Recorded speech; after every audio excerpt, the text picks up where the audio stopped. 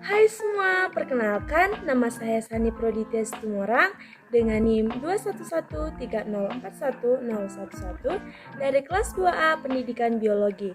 Nah, pada video kali ini saya akan membahas mengenai perbedaan dan persamaan antara silabus dan RPP dalam KTSP, Kurikulum 13, dan Kurikulum Merdeka. Selamat menyaksikan! Sebelum membahas lebih jauh mengenai perbedaan silabus dan RPP, di sini kita akan mengetahui apa itu silabus dan RPP. Silabus merupakan rancangan pembelajaran pada suatu atau kelompok mata pelajaran dengan tema tertentu. Sedangkan rencana pelaksanaan pembelajaran atau sering disingkat dengan RPP merupakan pengembangan dari silabus atau suatu rencana kegiatan pembelajaran tatap muka untuk satu pertemuan atau lebih. Baik, yang pertama kita bahas mengenai RPP KTSP. Adapun komponen dari RPP KTSP berdasarkan Permendiknas nomor 41 tahun 2007, yakni yang pertama ada identitas mata pelajaran, standar kompetensi, kompetensi dasar, indikator pencapaian kompetensi, tujuan pembelajaran, materi ajar, alokasi waktu, metode pembelajaran, kegiatan pembelajaran, penilaian hasil belajar, dan sumber belajar. Berikutnya ada karakteristik RPP KTSP. Yang pertama, KTSP menggunakan standar isi. Yang kedua, KTSP lebih menekankan pada aspek pengetahuan. Yang ketiga, pada KTSP jam mata pelajaran lebih sedikit. Yang keempat, pada KTSP standar proses pembelajaran terdiri dari eksplorasi, elaborasi, dan konfirmasi. Yang kelima, pada KTSP tidak terdapat penjabaran sumber belajar. Yang keenam, pada KTSP penilaian dilakukan hanya pada aspek pengetahuan. Yang kedua ada RPP K13. Komponen RPP K13 berdasarkan Permendikbud nomor 22 tahun 2016. Yang pertama ada identitas sekolah, identitas mata pelajaran, kelas atau semester, materi pokok, alokasi waktu, tujuan pembelajaran, kompetensi dasar dan indikator pencapaian kompetensi, materi pembelajaran, metode pembelajaran, media pembelajaran, sumber belajar, langkah-langkah pembelajaran, dan yang terakhir, penilaian hasil belajar. Berikutnya, karakteristik dari RPP K13, yakni menggunakan kompetensi inti. Yang kedua, K13 lebih detail dari sikap spiritual, pengetahuan, dan keterampilan. Yang ketiga, pada K13 yang mempunyai jam mata pelajaran yang lebih banyak. Pada K13 terdiri dari 5 proses, yakni mengamati, menanya, mengumpulkan informasi, mengasosiasikan, dan mengkomunikasikan. Yang kelima, pada K13 menjelaskan sumber belajar. Yang keenam, pada K13 menjelaskan beberapa poin secara rinci, yakni tujuan pembelajaran, materi pembelajaran, metode pembelajaran, langkah-langkah kegiatan pembelajaran. Dan yang ketujuh, pada K13 penilaian lebih detail dengan 3 penilaian, yakni sikap spiritual, pengetahuan, dan keterampilan. Berikutnya silabus KTSP. Dalam KTSP, pengembangan silabus diserahkan sepenuhnya kepada setiap satuan pendidikan, khususnya bagi yang sudah mampu melakukannya.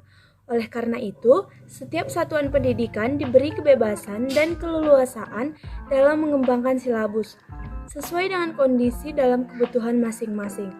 Komponen silabus kurikulum tingkat satuan pendidikan yakni yang pertama standar kompetensi, yang kedua kompetensi dasar, yang ketiga materi pokok atau pembelajaran, yang keempat kegiatan pembelajaran, yang kelima indikator, yang keenam penilaian, yang ketujuh alokasi waktu, dan yang terakhir sumber belajar.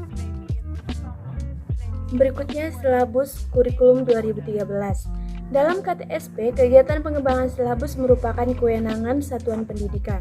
Namun, dalam kurikulum 2013, kegiatan pengembangan silabus beralih menjadi kewenangan pemerintah, kecuali untuk mata pelajaran tertentu yang secara khusus dikembangkan di satuan pendidikan yang bersangkutan. Nah, komponen silabus kurikulum 2016 terdiri dari 8 komponen. Yang pertama kompetensi inti, yang kedua kompetensi dasar, yang ketiga indikator, yang keempat materi pembelajaran, yang kelima kegiatan pembelajaran, yang keenam penilaian, yang ketujuh alokasi waktu, dan yang terakhir ada sumber belajar. Berikutnya kurikulum merdeka. Yang pertama karakteristiknya berdasarkan aspek tujuan pembelajaran dirumuskan berdasarkan kompetensi dasar atau KD dengan menggunakan kata kerja operasional yang dapat diamati dan diukur yang mencakup sikap, pengetahuan, dan keterampilan. Yang kedua, isi dan bahan pelajaran meliputi pengetahuan, sikap, dan keterampilan. Kegiatan pembelajarannya meliputi 5 hal, yakni yang pertama menggunakan pendekatan saintifik, yang kedua, proses belajar untuk mendapatkan pengetahuan, sikap, dan keterampilan dilakukan melalui pendekatan saintifik, serta pendekatan atau model pembelajaran lain yang dianggap tepat oleh guru. Yang ketiga, aspek sikap pembelajarannya dilakukan secara langsung. Yang keempat, dari diberitahu menjadi mencari tahu. Yang kelima, mengacu pada Permendikbud nomor 14 tahun 2019. Berikutnya aspek penilaian. Yang pertama, mengacu pada Permendikbud nomor 14 tahun 2019. Yang kedua, penilaian sikap pada semua mata pelajaran pada aspek sikap, pengetahuan, dan keterampilan. Dan penilaian secara harian, penilaian pengetahuan dilakukan secara tes. Yang ketiga, penilaian keterampilan dilihat dari proses dan hasil. Yang keempat, penilaian diberikan dalam bentuk angka, predikat, dan deskripsi. Berikutnya, silabus hanya terdiri dari 1 lembar. Dan RPP dikembangkan oleh guru dengan komponen minimal 1 lembar dan mengacu pada Permendikbud nomor 14 tahun 2019. Baik, yang terakhir adalah persamaan silabus RPP dalam KTSP, K13, dan kurikulum merdeka. Yang pertama dibuat dan dirancang oleh pemerintah, tepatnya oleh Dinas Pendidikan Nasional. Yang kedua, beberapa mata pelajaran masih sama. Terdapat kesamaan sensi kurikulum, misalnya pada pendekatan ilmiah pada hakikatnya berpusat pada siswa, di mana siswa yang mencari pengetahuan bukan yang menerima pengetahuan. Sekian video pembahasan mengenai perbedaan dan persamaan silabus dan RPP dalam KTSP, K13, dan kurikulum merdeka. Semoga bermanfaat dan terima kasih.